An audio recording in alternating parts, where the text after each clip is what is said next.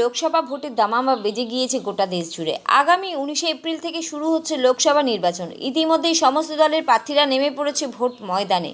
শুরু হয়ে গিয়েছে জোর কদমে প্রচার কর্মসূচি। তারই মাঝে বঙ্গ রাজনীতিতে নতুন রাজনৈতিক দল হিসাবে লোকসভা ভোটের ময়দানে পা রাখলেন জনসংঘ পার্টি। স্বাধীন ভারতের ইতিহাসে সাধারণ মানুষের মৌলিক অধিকারের দাবি নিয়ে এই প্রথম রাজ্যে আপাতত 4টি আসনে প্রার্থী দিতে চলেছেন জনসংঘ পার্টি। আজ কলকাতায় সাংবাদিক সম্মেলন করে একথা জানালেন পশ্চিমবঙ্গের প্রধান সাধারণ সম্পাদক রাজকুমার মিশ্রা।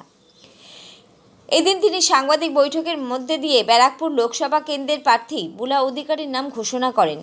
এর পাশাপাশি এদিন আদিবাসী কর্মী সমাজের রাজ্য নেতৃত্বরা জানান, জনসংঘ পার্টির লোকসভায় যেসব প্রার্থীদের তাদের সম্পূর্ণ সমর্থনের মধ্যে দিয়ে জোটে থাকা বার্তা দেন।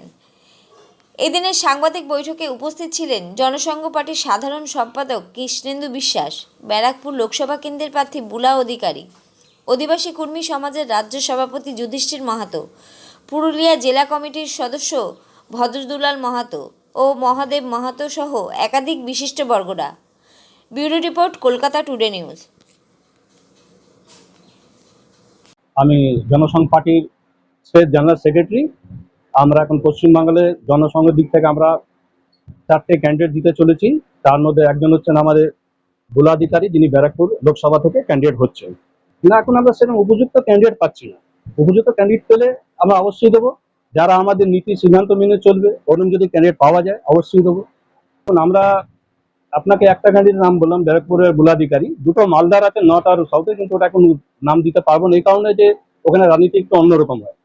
তো ওখানে প্রেস খবর ছাড়ার আগে যদি নাম উদ্বোধন করবো, যদি ওর সাথে কিছু ঘটে যায়, ওই জন্য আমরা এখন নাম ওনা বলতে পারবো না। দুটো ওখানে আছে, একটা আমরা দমদমে দিচ্ছি, আমরা ব্যারাকপুরে দিচ্ছি, একটা দমদম দিচ্ছি, দুটো মালদায় দিচ্ছি। আর মানে ফল বলতে, যেহেতু সেটা আমি একটা নতুন ভাবে নেমেছিলাম, তো মানে লোকের কাছে উৎসাহ পেয়েছিলাম, কিন্তু ভোট পার্সেন্টেজ সেরকম আসেনি। তখন লোকে এতটা চিনতো না। তখন একটা বিজেপি দপর ছিল 2014 পরে, মোদির একটা। তখন জনসংখ্যার লোকে ভালোবেসেছে, কথা বলেছে, কিন্তু ভোট পার্সেন্টেজ সেরকম পাইনি আমরা। এটা প্রথমটা আরম্ভ ছিল 1951 যখন শ্যামাপ্রসাদ মুখার্জি করেছিলেন। তারপরে দ্বিতীয়ভাবে আরম্ভ হয়েছিল 1904 যখন বলরাজ মোদক করেছিলেন। তারপরে তৃতীয়বার আমরা আরম্ভ করছি, এটা আপনার 1992। আমরা চাইছি যে ওদের কাছে এটা কি, যে ওরা আজ 75 বছর থেকে যেটা ওরা অধিকার ছিল পাইনি, সেই অধিকার নিয়ে আমরা মাঠে নেমেছি, রাস্তায় নেমেছি। আমরা চাইছি আমাদেরকে একটু সমর্থন করুন, আশীর্বাদ দিক, যাতে ওদের যেটা মৌলিক অধিকার আমরা পূরণ করতে পারি।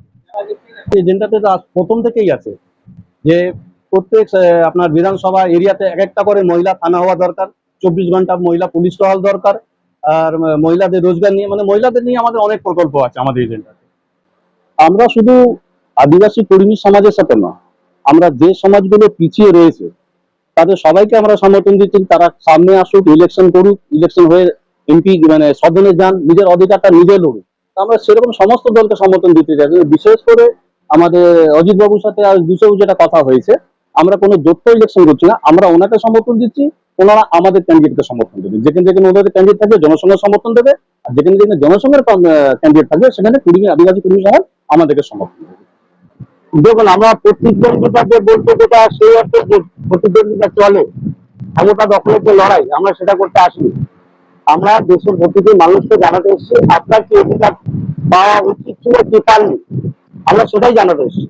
যে পৃথিবীর প্রত্যেকটা স্বাধীন দেশে যে মৌলিক অধিকারগুলো, মিনিমাম যে মৌলিক অধিকার, সেগুলো যাতে পূরণ হয় আগামী ভবিষ্যতে, সেগুলো আমরা মানুষের সামনে তুলে ধরতে এসেছি।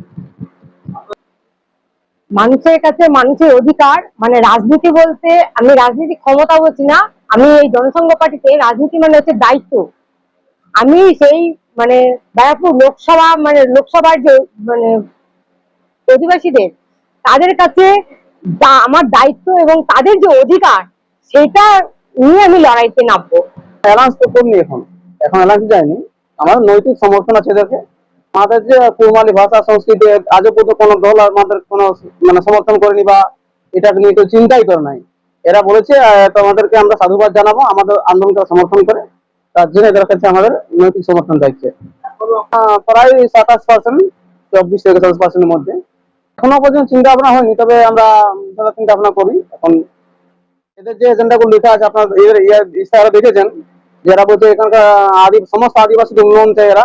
আমাদের বিশেষ করে কুড়মালি ভাষা এবং সংস্কৃতি এবং এখানে যে পাহাড় পর্বত মানে জল জমি জমি এর উপর যিনারা কাজকর্ম করবেন সেই জন্য এদের সাথে আমাদের নৈতিক সমর্থন থাকছে।